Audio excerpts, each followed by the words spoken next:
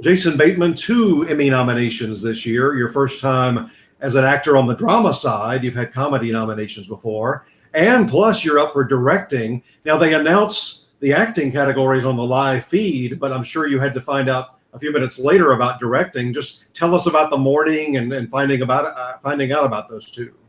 Hello to you both. Thank you for having me. The morning was exciting, more exciting than usual, because usually it's just driving my 2 girls down to camp that time of year. But I was running a little bit late that morning because I was watching the announcements on the laptop, and was genuinely not expecting to be included in that list. I kind of figured we might lie just a bit outside of it, and so it was really exciting to hear my name called out, and then rush to get the kids there. And then once I got the kids in and then back to the car and then talked to someone on my team, she said, you got director too. And that was really surprising. And then told me about the other director and the production designer and the cinematographer. And so it's great for the show, obviously, that, anytime these types of award shows come around, that, more attention can be pointed that direction. I know it's sort of a tired thing to say, but it really is true. And I'm sure you guys have spent time on sets. It's kind of a ragtag group of people that are doing really complicated work, but we're all kind of in our bubble there, and we don't know if anyone's going to watch it. And if somebody does watch it, are people going to like it? And if people like it, are they going to write about it? And then are they going to nominate you for it? And the funnel gets tighter and tighter. So we do feel very fortunate and privileged to have this kind of attention,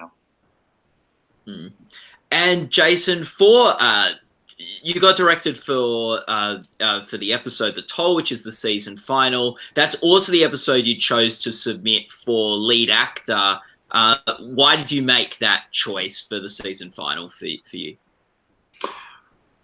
Well, mostly just for cleanliness, and I just figured it'd just be simpler, because that was the one that was submitted in I think most of the other categories. I didn't get too much in the weeds on that, but I was very proud of it, as I am of all the episodes. But I really thought Chris Mundy, our head writer, landed the plane in a particularly great way with that final episode, and it's longer too. It's almost a length of a feature, and I was just so excited that we all got that done in 11 days. About an hour 20, I think. So I don't know. It's just I'm really proud of everybody's work in that, and I just thought it'd be easier on the voters to just focus on one episode that would sort of feature everybody in a great way. You talked about your other nominations for some of your crew. I watched your interview with Bill Hader from a few weeks ago, the 2 of you talking to each other, and I could really tell based on your conversation that you're a process nerd. You in a good way. I'm not saying that in a bad way. You love the process of setting everything in motion for shooting an episode, don't you? I do. Again, if you've spent time on sets, which I know the 2 of you have, and maybe some of your listeners, your viewers have, it's a pretty neat thing, kind of creating fake life. It's a sneaky tough thing to do, and there are a lot of very specific, from the outside, perhaps mundane looking points of the process that are so effective and affecting in what the audience finally receives. And the difference between doing a little bit this way and a little bit that way at every point of that process will be the difference between something that is bad and good, and then ultimately good to great. So to be as aware of what everyone's doing on the set as possible, it kind of helps me as a director make those choices as well as I possibly can, because it is a position, a job of choices. You're just answering a lot of questions, making a lot of decisions. I like to create every shot, every composition, and I don't get as deep in the weeds with the lighting because I simply don't yet. I feel like I need to know the name of the actual instruments themselves to really get in there and demand as much time with the gaffer as they deserve. So I will defer a bit of the lighting to the DP, but camera, what our eyes see and how long we see it for. Is there going to be coverage in this scene? Is it just going to play as one? All of those things are elements that I really appreciate as a viewer that a director has made when he or she has been in pre-production or the night before, or preferably both. And you come in with a plan and you sort of motivate everybody. This is the way we're going to kind of affect the audience's experience with this scene. And then, be open to pivoting into something that might be a better idea. But to have a plan is something that I really enjoy the challenge of. When directing The Toll, Jason, the season final, what was maybe one of those mundane choices you made that you feel had the biggest impact? I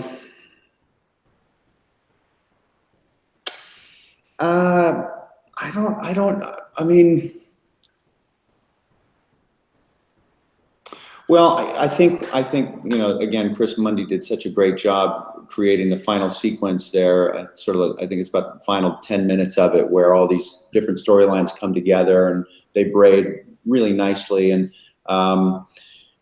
as I was reading one of the earlier drafts of that episode, I'm a big fan of one piece of music stitching together an entire sort of either coda or whole final sequence of a film, and that piece of music being played in its entirety, sort of intact. King's Speech did that beautifully with a piece of Beethoven. Again, more Beethoven and Immortal Beloved. They did a nice long piece with that.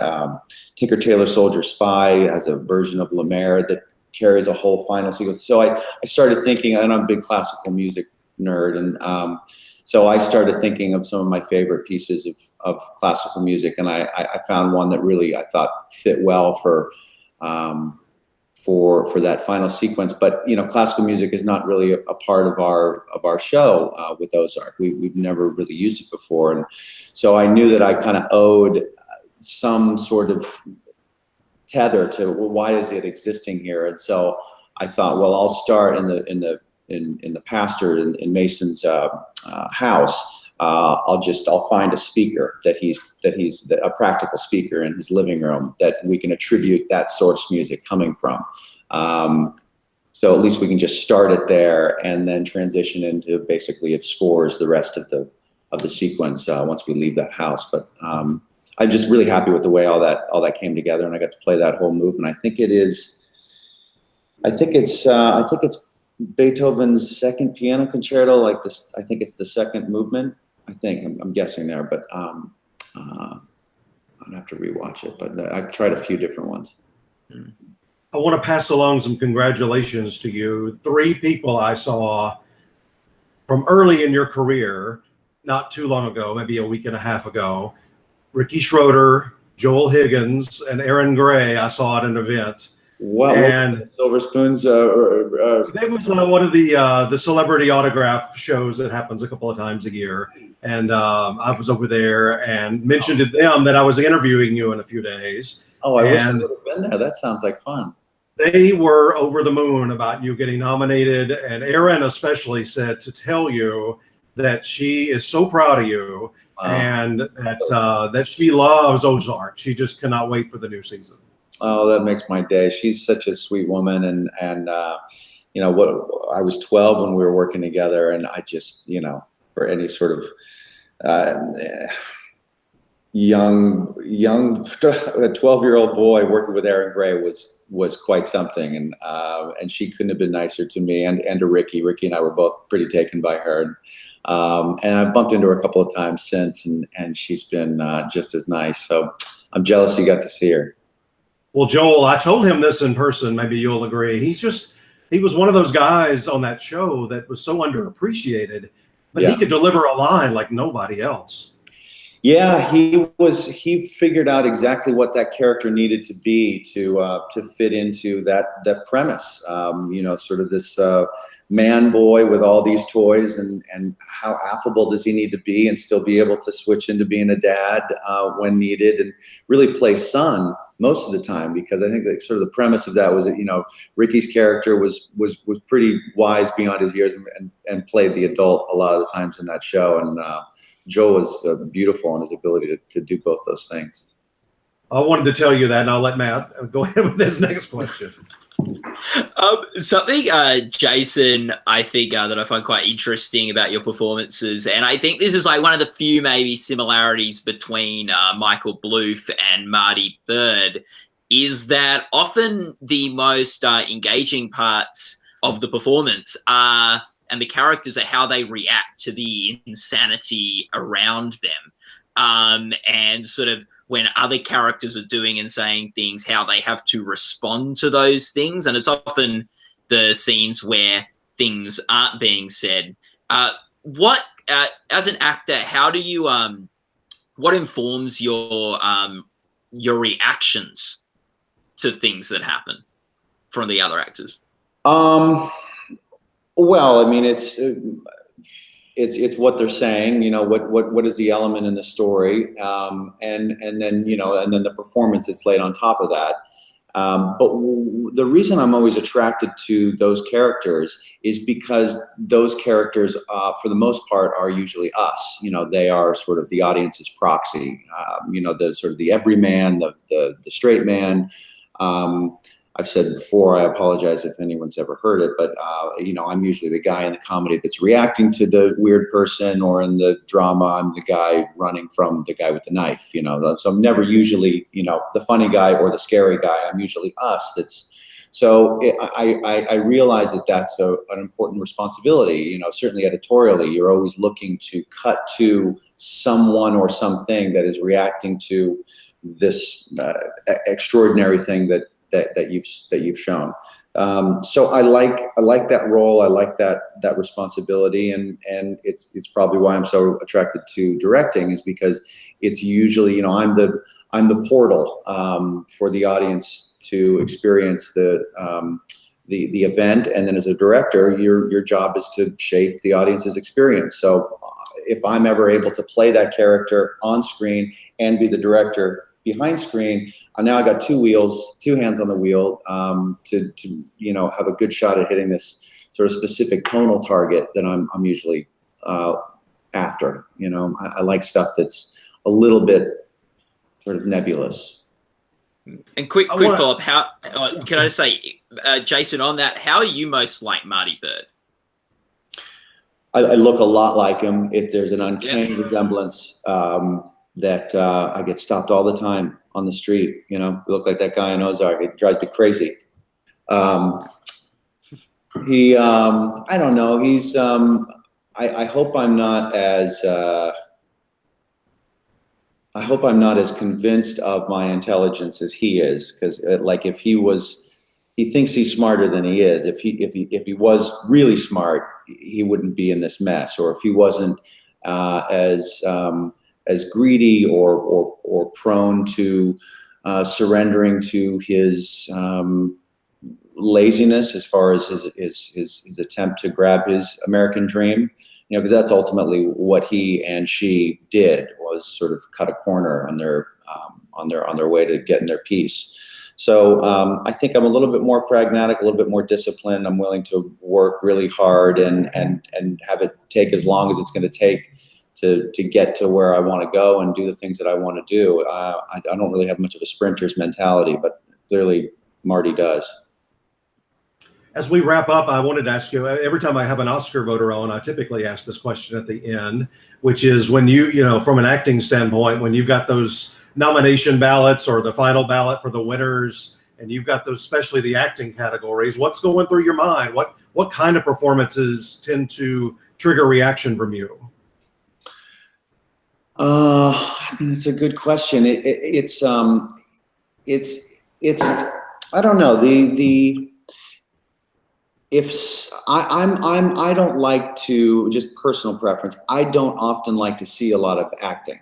You know, I really appreciate the actors that will stay inside their skill set, inside their goalposts, and shape the character in such a way where they don't have to reach outside of what they're able to really pull off, and risk exposing, you know, acting.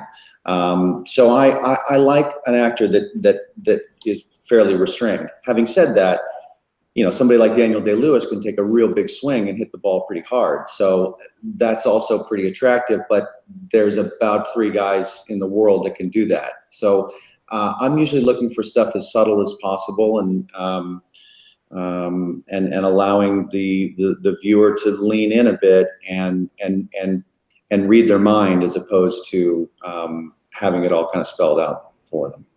Are there two or three you could name from your lifetime, or that you've seen in your lifetime, that just really stand out when I ask the question? Performances? Mm-hmm. Well, the one that, I mean, Daniel Day-Lewis, for one, is usually never does any wrong. And Joaquin Phoenix always seems to really be comfortable with the idea that we're watching, that he doesn't need to throw to the back row, that he's internalizing something and is inviting you to watch if you want, but doesn't seem to be pandering or yelling or pushing. You know, on the flip side, somebody like, you know, one of my favorite performances is Robert De Niro in King of Comedy, when he played Rupert Pupkin. He's like, you know, sort of this real out there character, and it's a comedy, and about 4 people saw it, but it was a real big swing, but he hit it. And so it's admirable when an actor can reach like that and not clank it. It's pretty impressive. Well, listen, thank you so much. What you've done this past season, very impressive, getting in for directing and acting as well. And we're very excited. The new season coming soon. What's it like on any film or TV show when you got something in the can, you know it's finished, you know people are about to see it? What's that feeling like? That anticipation of waiting for the public to see something. You're just dying to. I mean, I've done plenty of things where I hope this thing never gets released. But you know, Ozark is certainly something that I just cannot wait for people to be able to kind of climb in and get fully immersed in it, because there's just so much good work there by a lot of people, and I truly do believe it's better than the first season, and that's saying a lot for me, because I just absolutely love the first season. But the escalation is there without anybody on the writing staff pressing, or the acting, or the camera work, or the music, or the editing. Everybody just pushed it just a little bit more, and gave the audience, I think, what they'd be hoping for. Well, this has been a real pleasure. Thank you very much. Thank you, Thanks, Jason. Thanks, guys.